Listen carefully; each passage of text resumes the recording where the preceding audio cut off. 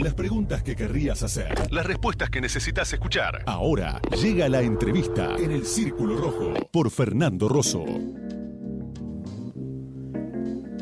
Junto con los múltiples problemas que atraviesan la Argentina, tenemos un dólar que ha cruzado la barrera psicológica, para decirlo como lo dicen los periodistas, aunque tiene otros efectos mucho más concretos que lo psicológico, pero que ha cruzado la barrera psicológica de los 1.000 pesos, con la campaña electoral rabiosa a la que estamos asistiendo. Un hecho del escenario internacional que conmueve obviamente al mundo es los enfrentamientos que tienen lugar entre Palestina e Israel, o particularmente la Franja de Gaza y el Estado de Israel, desatados a partir de un ataque de la organización Hamas el sábado pasado. Una discusión que se ha introducido inclusive en el debate de la Argentina, particularmente Miriam, por un posicionamiento que tomó con Miriam Bregman, por un posicionamiento con un matiz, si se quiere, al resto de los candidatos. Generó un debate que hasta tuvo fake news y todo acá en la Argentina.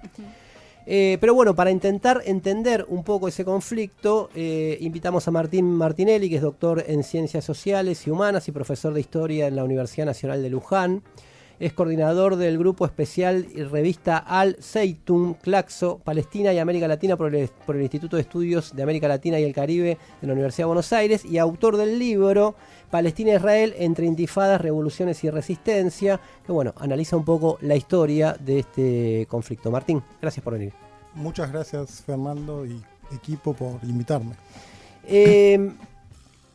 Lo formal, si uno mira por arriba, es que este conflicto ahora se desata por la ofensiva, los misiles y el ataque de la organización Hamas, la organización palestina Hamas, contra Israel el sábado pasado, los bombardeos, etcétera, y la respuesta del Estado de Israel, que ya la estamos viendo en estos días.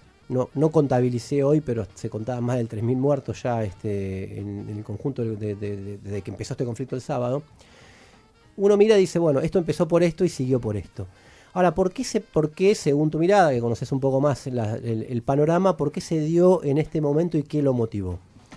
La cuestión que se argumenta tiene que ver con la explanada de las mezquitas, en un lugar donde consideran sagrado no solo los palestinos musulmanes, sino todo el mundo, todas las poblaciones musulmanas, como una provocación, pero me parece a mí clave no sacar una foto de hace 5 días, sino ir más atrás. Incluso Haaretz, uno de los diarios más prestigiosos y respetados del mismo Israel, argumentó que esto sucedía por la presión constante que viven los palestinos, que se llamó el diluvio de Al-Aqsa, porque tenemos que tener en cuenta que es un movimiento, un brazo armado de un movimiento político, el Hamas, un movimiento de resistencia islámico que por supuesto nosotros conocemos a partir de los grandes medios de comunicación, y por eso también Miriam Bregman fue perseguida, porque dijo algo que no va con ese mainstream, con los grandes grupos dominantes en los medios, que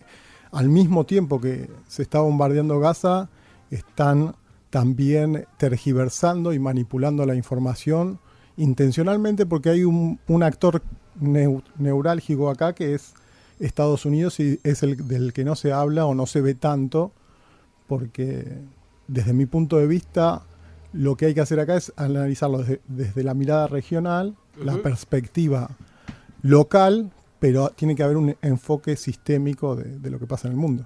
Y desde el punto de vista geopolítico, digamos,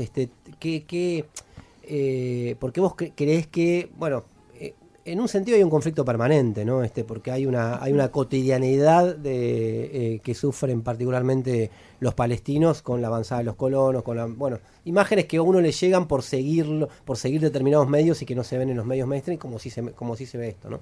Pero ¿por qué la escalada, si se quiere, en este momento? La escalada me parece que es una muestra de cómo cambió el mundo, sobre todo desde 2013-2014. Estamos ante una crisis de largo plazo de Estados Unidos, un declive relativo en varios aspectos económicos, y entonces tiene retrocede en algunos lugares como Medio Oriente, porque también se orienta con el pivot asiático, desde Obama el 2011, previo a la nueva ruta de la seda, por lo cual Estados Unidos juega en 3 zonas de tensión principales y una cuarta, que podríamos decir la zona de Europa del Este con Ucrania, el llamado Medio Oriente con Israel, Irán, Taiwán en el Asia-Pacífico con China y la zona del Sahel, que hace poquito tiempo también estuvo muy revolucionada por movimientos descolonizadores o de una segunda oleada de independencia, llamaría yo. Y entonces todo el esquema de violencia simbólica y material que maneja Estados Unidos a nivel mundial, sobre todo que se acrecentó en el 91 con la invasión a Irak y en el 2001 con la que llamaron ellos la guerra contra el terrorismo, ahora se está tratando de renovar. Y en ese caso, en esta reconfiguración del orden mundial, donde hay un renovado poder chino acompañado de la alianza estratégica con Rusia, es ahí donde esto se muestra algo que sería inédito o inesperado, que es que invadan el territorio que actualmente controla Israel, porque las condiciones de la franja de Gaza, especialmente, no son mucho mejores las de Cisjordania, pero están controlados en las fronteras, bloqueados por tierra, aire y mar desde el 2007, cuando un año antes se va el ejército israelí, y esas son las condiciones, el caldo de cultivo de donde surge esta violencia que se muestra como inusitada. No así no se muestra tanto lo que sucede desde el lado israelí, como por ejemplo hoy que se comprobó por Human Rights Watch, una asociación de derechos humanos, que estaban arrojando bombas fósforo que son, digamos, prohibidas desde 1997. Este año se cumplieron 75 años de lo que los palestinos llaman la Nakba, que no sé, se podría traducir como catástrofe, que fue el momento de fundación del Estado de Israel y en la que fueron expulsados de sus tierras. Voy a hacer una pregunta simple, pero voy a hacer una pregunta que puede sonar simple, seguramente será más compleja, pero ¿cuánto tiene que ver aquello con lo que pasa hoy? Tiene que ver porque, bueno, a mí me tocó que el libro lo prologara Ilan Pappé, que es uno de los historiadores israelíes justamente más reconocidos en este campo, y él tiene un libro que es La limpieza étnica en Palestina, donde muestra cómo el plan Dalet ya era previo, porque el 48 es un punto, pero hay varios puntos anteriores. Yo lo llevo hasta 1883 con las primeras inmigraciones de judíos y sobre todo a partir de 1896 con el Estado judío de Herzl, donde plantea que se necesitaría un Estado judío, que incluso habla de Argentina como una de las posibilidades, y otros lugares de África, y también una posible vuelta a Jerusalén, pero después de miles de años, y donde había una población, y ahí aparece el primer gran mito de esta cuestión difundido, que es una tierra sin pueblo para un pueblo sin tierra, que es algo que, digamos, acá en el libro, en el capítulo 7, hablo de argumentos y contraargumentos, porque cada narrativa es contrastante, se entrecruza, pero nosotros conocemos la mirada, digamos, occidental, porque claro, Estados Unidos es el gran sostén y la gran alianza de Israel, que explica un montón de cosas, entre ellas los portaaviones que está enviando Estados Unidos. Y por supuesto que los que investigamos esto lamentamos mucho las muertes que suceden a diario, o la opresión que sufren los palestinos y también las muertes de los israelíes. Lo que hay que entender que es una sociedad muy militarizada, la israelí, con 2 y 3 años para mujeres y hombres respectivamente en el servicio militar, los reservistas. Digamos que hay todo un enfoque guerrerista que, con la fascistización que hubo, la derechización, bueno, semejante en ciertos sentidos con lo que pasa en otros lugares del mundo, en el caso de Israel también se necesita estas guerras. Por eso algunos hablaban de que era como un 9 de septiembre para ellos. Pero hay que entender toda la lógica, digamos, regional, porque este también es un paso fundamental para las nuevas rutas de la seda, como lo es también Ucrania, y China acaba de gestar la reconciliación entre Arabia Saudita e Irán. Entonces, era inminente que Estados Unidos iba a estar detrás de de una nueva escalada de tensión, digamos. Están escuchando a Martín Martinelli, él es autor de un libro, Palestina e Israel, entre intifadas, revoluciones y resistencia, y bueno, estamos hablando obviamente del conflicto que todos estamos viendo y siguiendo. Celeste. No, te traigo, o sea, te llevo de nuevo a Israel por esto que decías de la militarización, ¿no? De la sociedad, esto del peso que tiene el servicio militar y el tema de la derechización, ¿no? Quería preguntarte sobre todo, el gobierno actual de Netanyahu viene de sucesivas, digamos, crisis, algunos cuestionamientos de algunos sectores, ¿no? Obviamente después sigue ganando las elecciones. ¿Qué diferencia esta situación dentro de Israel a otros momentos que también hubo o enfrentamientos o conflictos con palestinos? O sea, ¿hay alguna diferencia en este momento? Y en este momento ha habido grandes manifestaciones y protestas recientemente. Es un gobierno de coalición igual que en otros momentos, pero como el sostén ideológico, incluso algunos hablan que es un mini Estados Unidos o un apéndice, nosotros lo categorizamos como coimperial porque es, digamos, en 1986, para darnos una idea, Joe Biden, el actual presidente en el Congreso de Estados Unidos, dijo, si no existiera Israel lo inventaríamos para que guarde nuestros intereses en la región. Y esa lógica, creo yo, en los medios masivos trata de ocultarse y trata de mostrarse como que es una rivalidad entre israelíes y palestinos. Netanyahu, así como los otros primeros ministros o presidentes de Israel, hablan en el Congreso de Estados Unidos y hablan de una persecución, y lo mismo dicen habitualmente la ONU. Hay que recordar que la cantidad de resoluciones de la ONU, entre ellas la 194, 242 y un montón más de resoluciones, así como la Corte Internacional de Justicia, la Cuarta Convención de Ginebra, incluso las organizaciones de derechos humanos como B'Tselem, que es israelí, caracterizan como apartheid lo que sucede en Israel, y lo que iba a decir el rol de Estados Unidos es en el Consejo de Seguridad vetar todas esas resoluciones que una causa central para mí es que defienden los derechos humanos de los palestinos, no solo el de la autodeterminación. No, esto no es solamente una pelea entre nacionalismos, no es algo que se base o se centre en lo religioso, es una disputa política, económica y geopolítica de gran calado, porque es una región que es la principal palanca que utilizan algunas potencias para dominar el mundo, por su centralidad geoestratégica y por los hidrocarburos como grandes exportadores de esa materia prima. Israel no tiene gran territorio, no grande población, sino que tiene la ubicación y la asociación, y lo dice Netanyahu y lo dice Biden actualmente. Como lo último que dijo Netanyahu, tenemos la alianza con Francia e Inglaterra, con Estados Unidos, que nos van a respaldar en esto.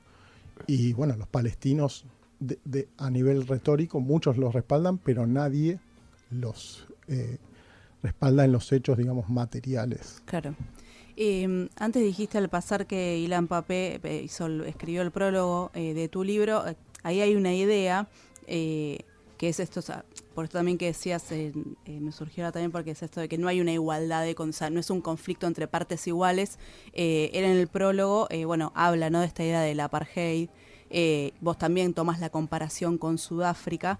Te quería preguntar si esa comparación siempre fue posible, si la situación siempre fue así. Pero antes te quería preguntar, me dio mucha curiosidad.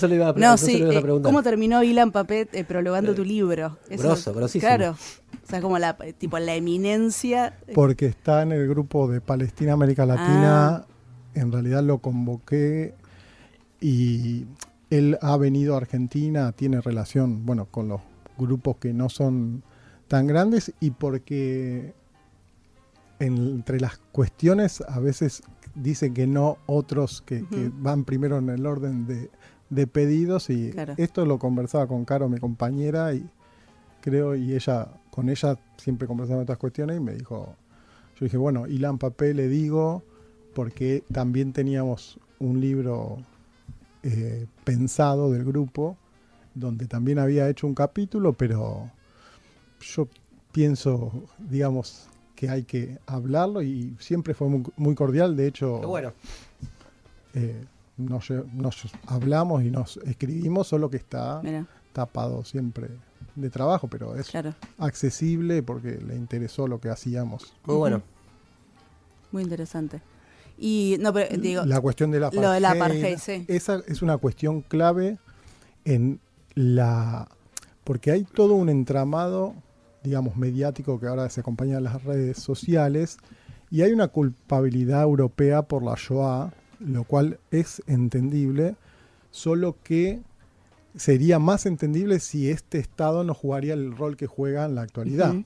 Entonces, el apartheid, declararlo de esa manera como un crimen de lesa humanidad, tiene que ver con que, primero, que se categoriza como una deshumanización del otro grupo y una separación. Y se asemeja o se relaciona con lo que pasó en Sudáfrica, donde había una serie de Bantustán, sería lo que como un queso gruyere en el territorio. Si uno Ujú. ve el mapa de Palestina, que está rodeado de Claro. asentamientos israelíes, y cada vez, en una forma de algún Pac-Man o de Israel va consiguiendo acaparar más territorio y Ujú. disminuir el territorio palestino, que pasó de 22% de la Palestina histórica, que se reconoció hace 30 años en los acuerdos de Oslo de 1993, a tener ahora un 15%, cada vez más debilitado. Y la Franja de Gaza es una gran cárcel a cielo abierto de 2.3 millones de habitantes, y los palestinos están superando a los israelíes. Actualmente se calcula entre 7.8 millones los palestinos y 7.1 los israelíes, y la tasa de crecimiento es mucho más grande, por lo cual se calcula que lo va a sobrepasar. Y caracterizarlo de apartheid tiene que ver con un movimiento semejante al de Sudáfrica, del boicot, desinversión y sanciones, Ujú. que es un movimiento que surgió en la misma Palestina en 2005, que llega a diferentes lugares, que por supuesto Israel trata de atacarlo. Y cuando digo Israel no digo las personas, Por ni- supuesto, claro. Claro, el Estado. me refiero al Estado, A la al conducción del gobierno, Estado, al gobierno, claro. porque muchas veces trata de perseguirse, como a Bregman. No estamos hablando de las personas de Argentina que puede parecerles bien o mal, o tienen Claro. parientes, o sea, todos sufren las pérdidas en Ujú. Ucrania, en Israel, víctimas de todo, en todo sentido. Lo que pasa es que la efervescencia de la guerra hace que eso esté más a flor de piel. Entonces, el boicot, desinversiones y sanciones es un movimiento que trataría desde el orden internacional como tratar de frenar ese asedio constante que ha habido sobre Gaza, porque cuando la pregunta inicial es ¿por qué ataca Hamas hace Sí. unos días? Bueno, desde el 2007, en 2008, en 2006, 2008, 2012, 2021, 2014, que fue terrible, y 2023 también bombardeó Ujú. y destruyó gran parte de Gaza, Israel. Entonces, en la foto hay muchas cosas que no aparecen justamente para deformar esa realidad, y hay que hablar mucho cuidado con esto y conocer la cuestión y saber que igual pueden acusarlo tratando de cambiar alguna palabra. Por eso yo soy muy cuidadoso, digo, y esto está en las leyes internacionales, lo que estoy diciendo. Entonces, ese boicot pretende generar algo semejante a lo que se hizo con Sudáfrica, que hubo una erosión política interna y a su vez también la desaprobación internacional de las competencias. Claro. Y todo. Y creo que eso es lo que cambió en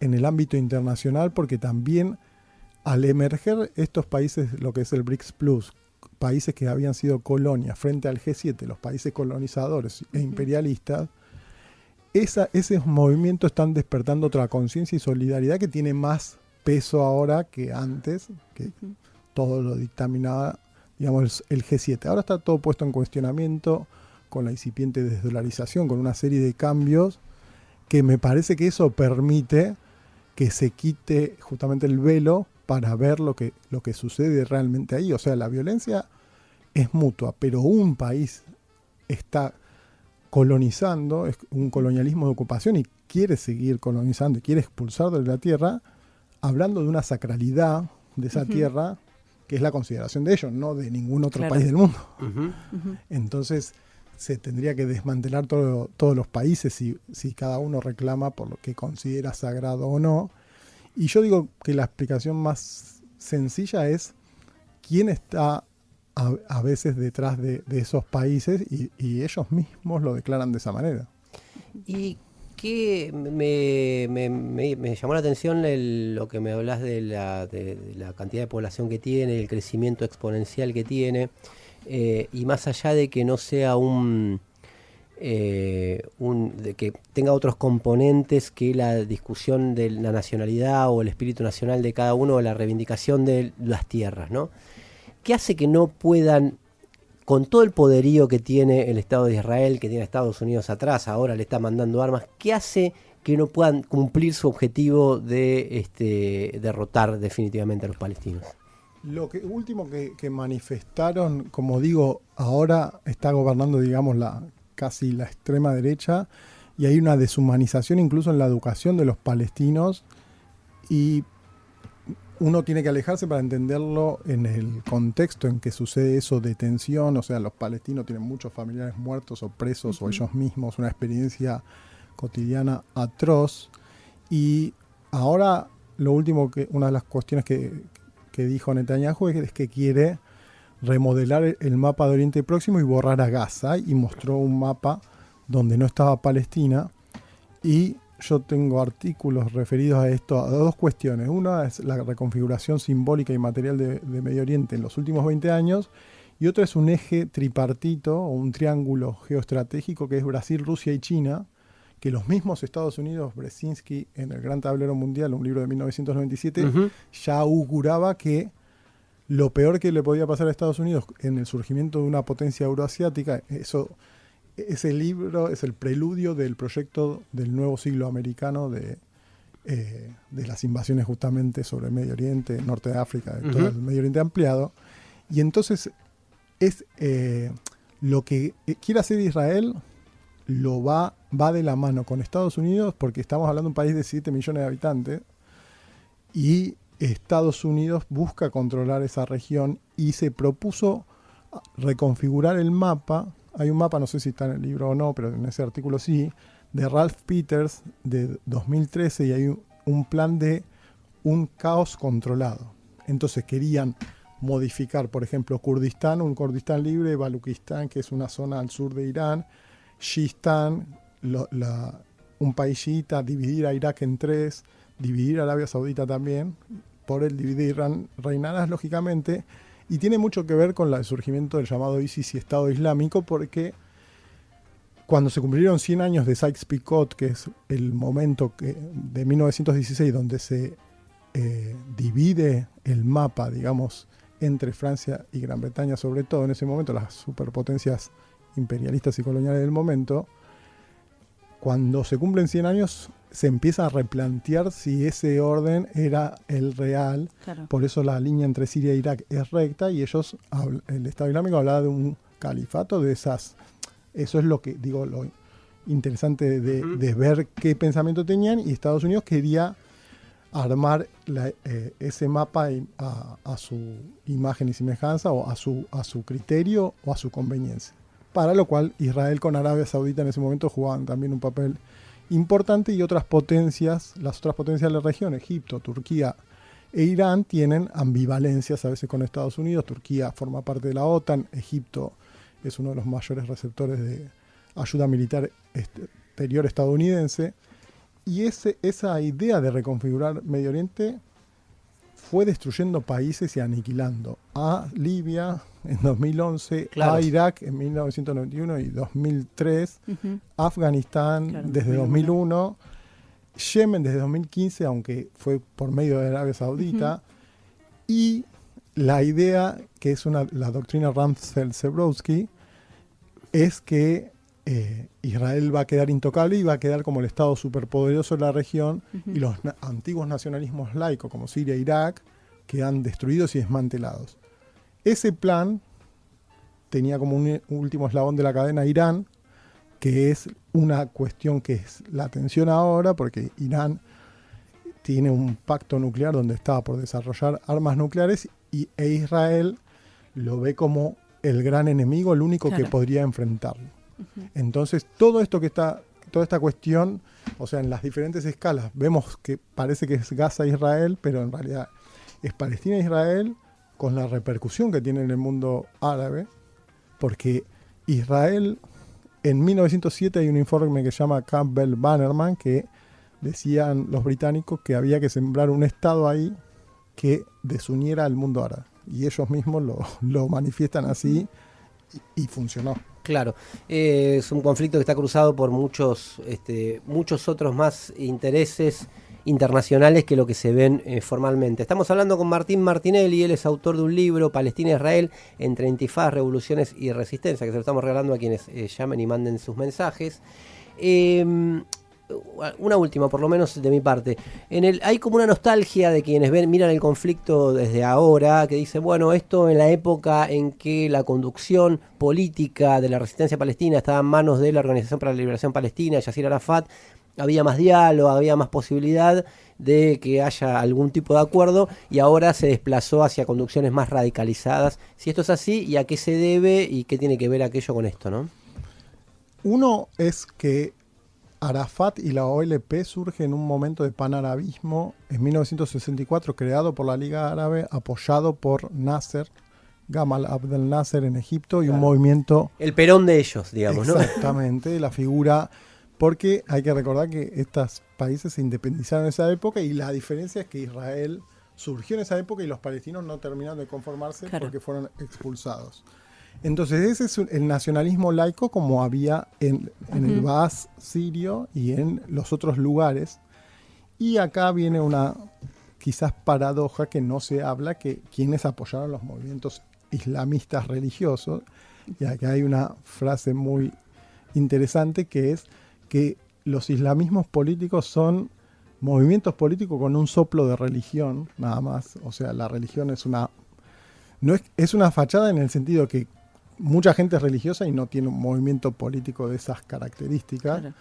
Y después hay conceptos como fundamentalismo o terrorismo que son totalmente ideológicos. Ideológicos, porque el mayor acto terrorista de la historia lo cometió Estados Unidos en Hiroshima y Nagasaki, en Japón, en 1945, por lo cual el concepto de terrorista, si lo dicen ellos, para hablar de estos grupos que en realidad jamás fue sostenido financieramente inicialmente por Israel para contrapesar justamente con la OLP de Arafat, y también tiene que ver con el 79, cuando la Unión Soviética ocupa Afganistán, cuando había un gobierno también cercano a un partido comunista, y en ese momento mandan los mujahidines, que eran de toda la región, sobre todo suníes, es decir, wahabíes sostenidos económicamente por Arabia Saudita, y ahí hay una intención de que surjan esos movimientos islamistas. No quiere decir que no sea un fenómeno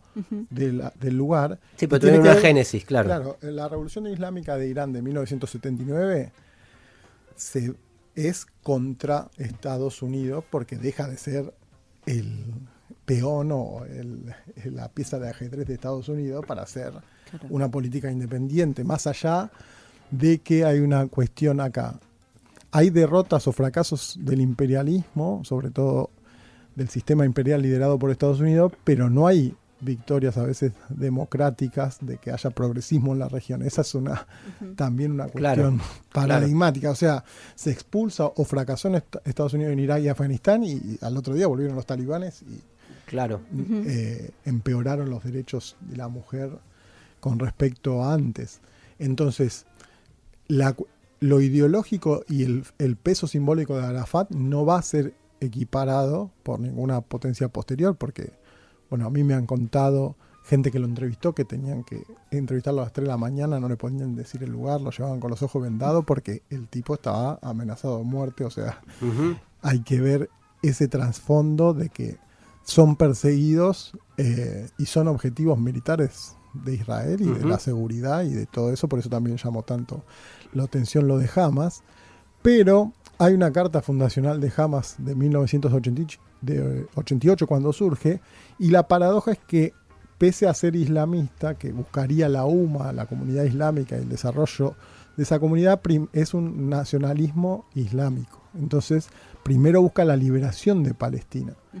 Y eso, primero, o también al mismo tiempo ahora, es una organización social de ayuda social, y también tiene un brazo armado que pelea de una manera totalmente desigual, porque si uno ve las imágenes de los parapentes con motores, más allá que estemos en contra de la violencia... Claro.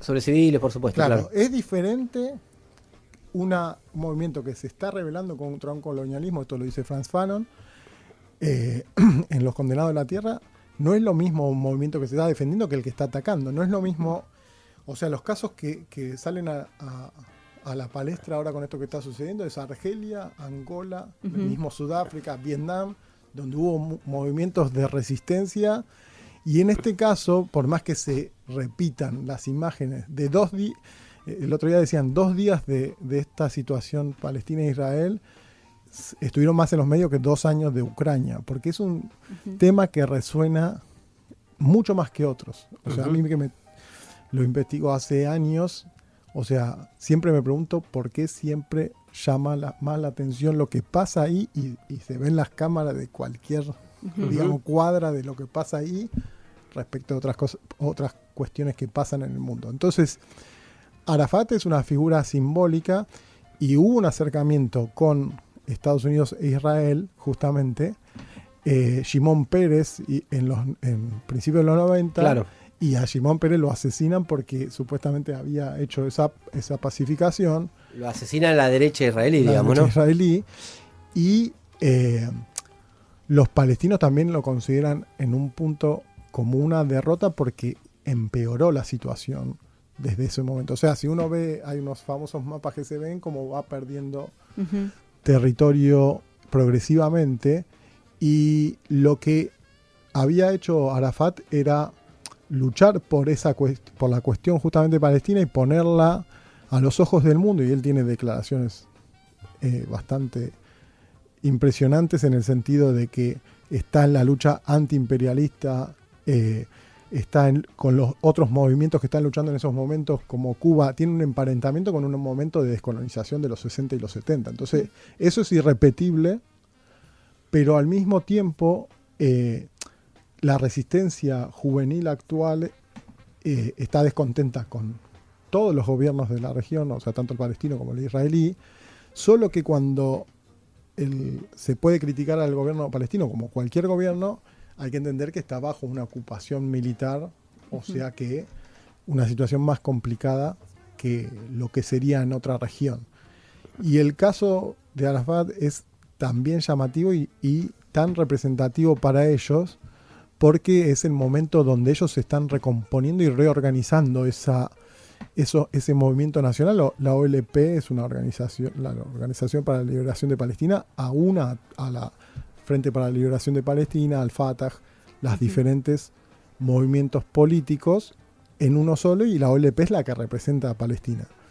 Después de esos fracasos, como nosotros vemos, digamos, se pone el foco cuando se desata mayor violencia, no se ve lo que sucede en los días anteriores, donde también hay apresamiento, también lo que pasó con estos secuestros, o sea, cuando encarcelan a nenes y los encarcelan sin juzgar, es como secuestrar también. Claro. Lo que sí, es como analizar una guerra, por qué lo disparó y no ver las causas estructurales. Conversábamos con Martín Martinelli a propósito de el conflicto que estamos presenciando todos, y las imágenes que nos llegan de todos lados. Es autor del libro Palestina e Israel, entre intifadas, revoluciones y resistencia, editado por la Universidad de Luján. Queríamos mostrar me gustó muy lo cuidadoso que es, por lo delicado que es el tema que es Martín para tratar esto, pero queríamos mostrar una mirada que generalmente no la van a escuchar en los análisis, y por eso queríamos darle el tiempo y la profundidad en la medida de lo posible dentro de un programa de radio, y obviamente recomendamos el libro. Martín, gracias. Muchas gracias a ustedes y hasta la próxima, si hay próxima. Gracias, seguimos hasta las 12.